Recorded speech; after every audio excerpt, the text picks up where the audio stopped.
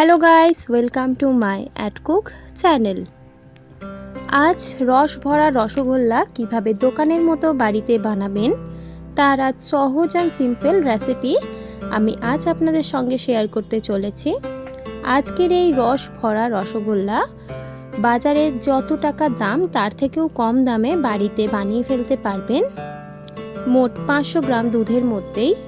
তার কারণে এখানে আমি নিয়ে নিয়েছি 500 গ্রাম দুধের ছানা কাটা। এখানে আমি দুধের ছানা কাটাটা আর দেখালাম না।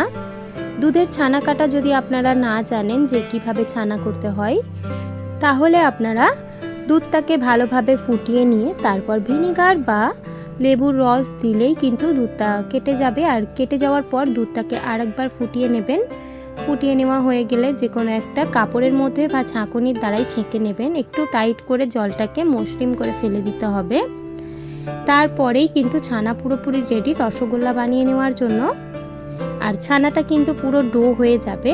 তারপর এভাবে করে হাতের মধ্যে তালু দিয়ে একটু চাপ দিয়ে দিয়ে রসগোল্লার ছানাটাকে ভালোভাবে স্মুথ করতে হবে। রসগোল্লা করলে কিন্তু এই তালুতে চাপ দিয়ে রসগোল্লার এই ছানাটাকে ভালোভাবে মেখে নিতে হবে সুন্দরভাবে। দেখুন একটু সময় লাগবে। যখন দেখবেন যে হাত দিয়ে এভাবে করে কন্টিনিউয়াসলি আপনারা 4 থেকে 5 মিনিট মিক্স করছেন ছানাটাকে, তারপর দেখবেন অটোমেটিক ছানাটা একটু ডো হতে শুরু করবে স্মুথ। তখনই আপনাদের মনে হবে যে ছানাটা পুরোপুরি কমপ্লিট রসগোল্লা বানিয়ে নেওয়ার জন্য। এখন তো ছানাটা একটু কাটা কাটা, কিন্তু হাত দিয়ে এভাবে করে ভালোভাবে মসৃণ করে নিতে নিতে অটোমেটিক এখানে ছানাটা ভালোভাবে সফট একটা ডো মতো তৈরি হয়ে যাবে।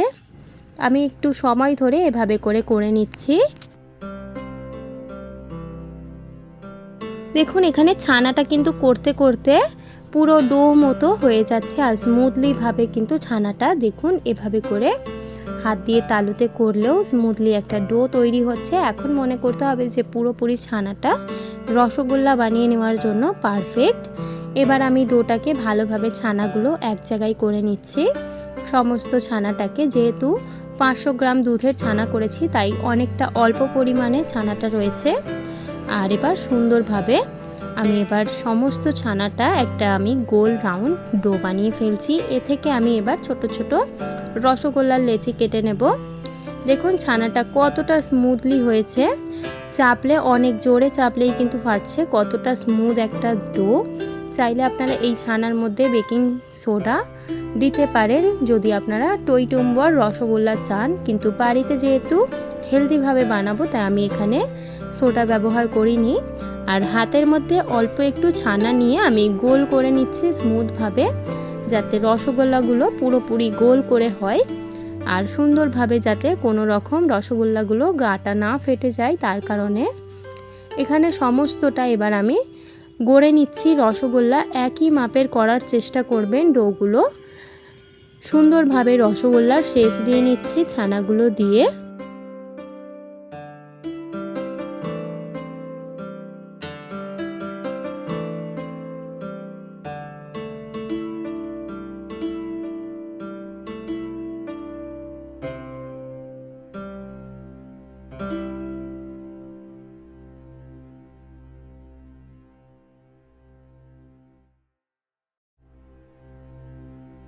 সমস্তটা একই করার চেষ্টা করেছি।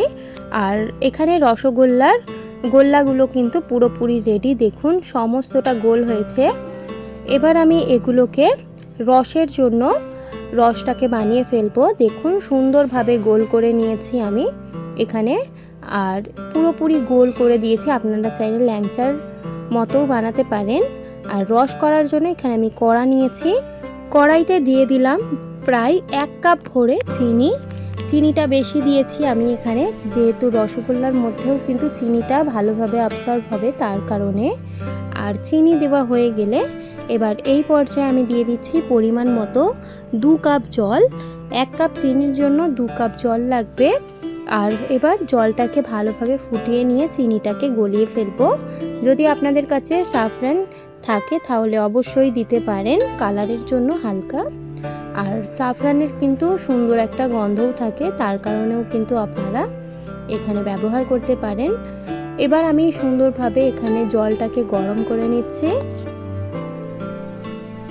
চিনিটা নাড়াচাড়া করে আমি এখানে মিক্স করে নিচ্ছি।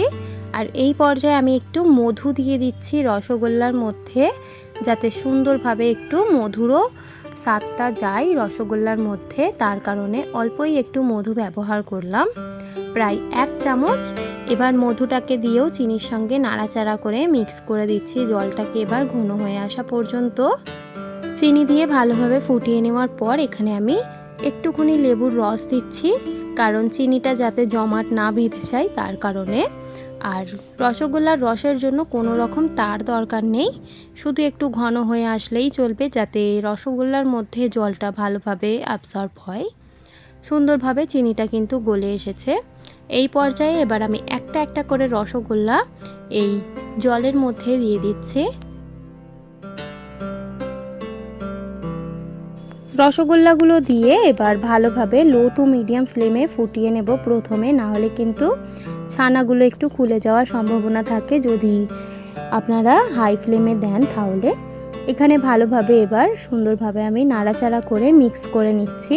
রসগোল্লাগুলোকে এবার যদি আপনাদের ঢাকা থাকে অবশ্যই ঢাকা দিয়ে ফোটাবেন, প্রায় 5 থেকে 6-7 মিনিট রসে ভাসা অবধি।